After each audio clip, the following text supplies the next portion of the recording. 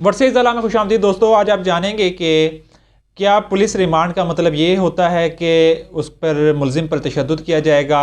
और तशद्दुद करना यानी अदालत की तरफ से, यानी जब रिमांड दे दिया गया है किसी मुलजिम का, तो इसका मतलब है पुलिस को अथॉरिटी मिल गई है कि वो अब मुलजिम पर तफ्तीश मारपीट कर कर उसे तशद्दुद का निशाना बनाकर करे। ऐसा बिल्कुल नहीं है।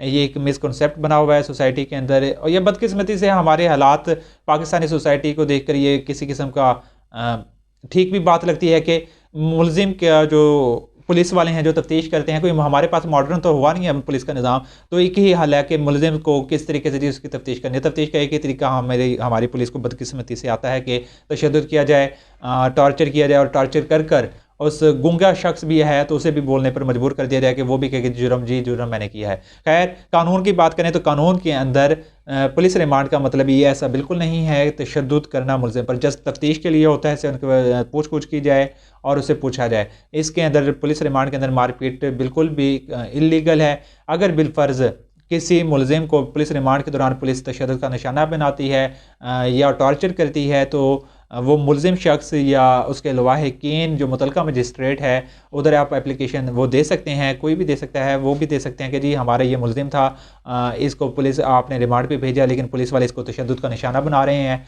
और फिर मजिस्ट्रेट फ़ौरन उसको जो होगा मुलजिम जो पुलिस की कैद में है उसको तलब कर लेगा, अख्तियार करता है। और इसका मेडिकल बोर्ड भी बना सकते हैं। जो मेडिकल बोर्ड होगा वो एग्जामिन करेगा कि आया कि पुलिस कस्टडी के अंदर के इस मुलजिम पर तशद्दुद हुआ है या नहीं हुआ। और अगर बिलफर्ज साबित हो जाता है कि पुलिस कस्टडी के अंदर मुलजिम पर तशद्दुद किया गया है, तो वो पूरा थाना SHO बमा SHO वो तमाम लोग मुअत्तल हो सकते हैं और अपनी नौकरियों से भी उनको बर्खास्त किया जा सकता है कि इस केसेस के अंदर ऐसा हुआ भी है।